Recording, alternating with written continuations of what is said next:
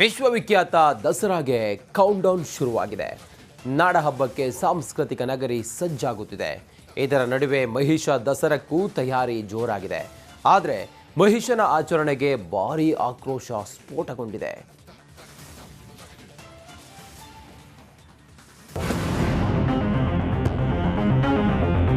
Countdown ವಿಶ್ವವಿಖ್ಯಾತ ನಾಡಹಬ್ಬಕ್ಕೆ countdown ಶುರುವಾಗಿದೆ.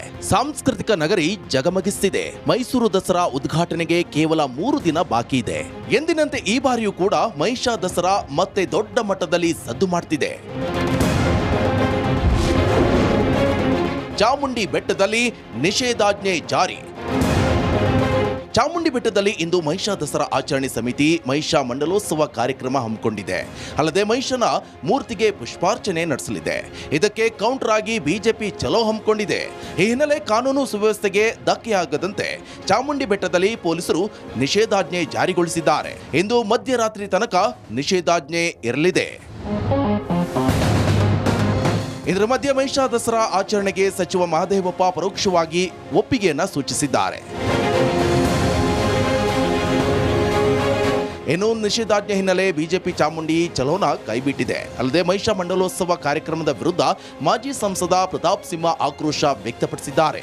ಜಿಲ್ಲಾಡಳಿತ ನಮಗೆ ಭರವಸೆ ಕೊಟ್ಟಿರೋದ್ರಿಂದ ನಾವು ಚಾಮುಂಡಿ ಬೆಟ್ಟ ಚಲೋ ಅನ್ನೋ ಕಾರ್ಯಕ್ರಮವನ್ನು ತಾತ್ಕಾಲಿಕವಾಗಿ ತಡೆ ಹಿಡಿದಿದ್ವಿ, ಕೈ ಬಿಟ್ಟಿದ್ದೀವಿ.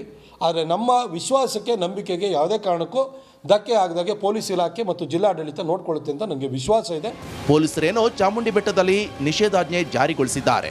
ಆದರೆ ಇವತ್ತು ಮಹಿಷನಿಗೆ ಮಾಲಾರ್ಪಣೆ ನಡೆಯುತ್ತಾ ಅಥವಾ ಹೈ ಡ್ರಾಮಾ ನಡೆದರೂ ಆಶ್ಚರ್ಯವಿಲ್ಲ. ಸಚಿನ್ ಜೊತೆ ವಿನೋದ್ ಪಡ್ವಾರ್ಹಳ್ಳಿ, ರಿಪಬ್ಲಿಕ್ ಕನ್ನಡ, ಮೈಸೂರು.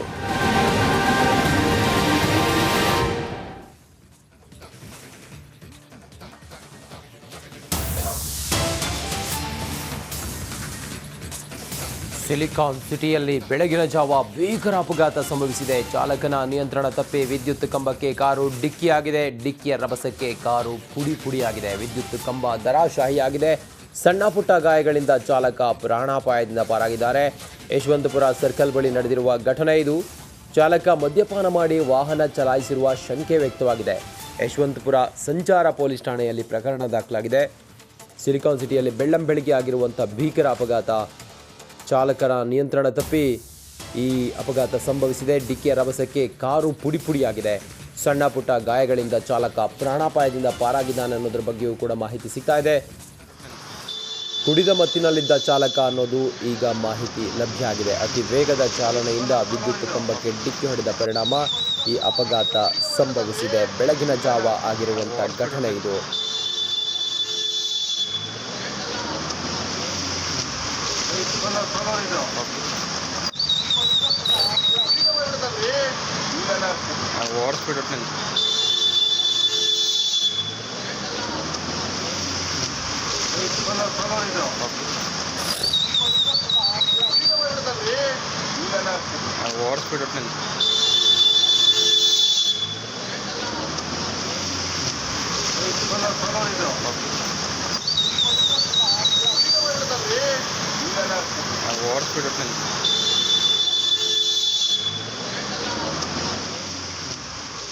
ಬೆಳ್ಳಂಬೆಳಗ್ಗೆ ಸಂಭವಿಸಿರುವಂಥ ಅಪಘಾತ. ಬೆಂಗಳೂರಿನಲ್ಲಿ ವಿದ್ಯುತ್ ಕಂಬಕ್ಕೆ ಕಾರು ಡಿಕ್ಕಿಯಾಗಿದೆ.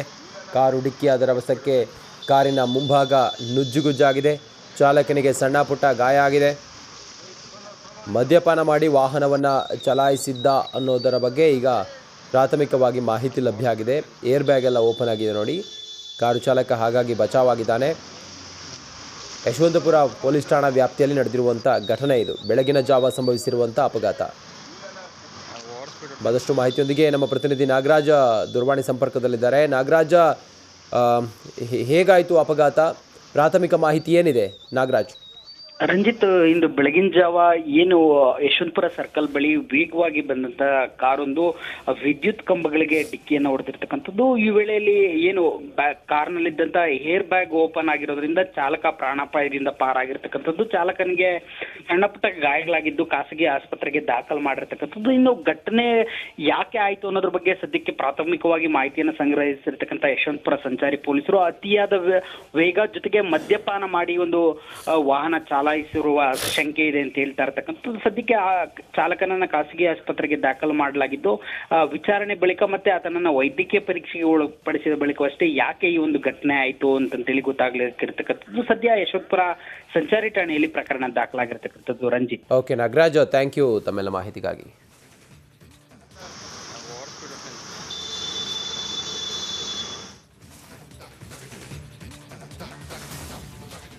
ಉತ್ತರ ಕನ್ನಡ ಜಿಲ್ಲೆಯ ಶಿರೂರು ಗುಡ್ಡ ಕುಸಿತ ರಾಜ್ಯವನ್ನೇ ಬೆಚ್ಚಿಬೀಳಿಸಿತ್ತು. ಮೊನ್ನೆಯಷ್ಟೇ ಕೇರಳದ ಅರ್ಜುನ್ ಮೃತದೇಹ ಸಿಕ್ಕಿತ್ತು. ದುರಂತ ಅಂದರೆ ಇನ್ನೂ ಕೂಡ ಇಬ್ಬರ ಸುಳಿವೇ ಸಿಕ್ಕಿಲ್ಲ. ತಮ್ಮವರನ್ನ ಹುಡುಕಿ ಕೊಡಿ ಅಂತ ಕುಟುಂಬಸ್ಥರು ಪ್ರತಿಭಟನೆಯ ಹಾದಿ ತುಳಿದಿದ್ದಾರೆ.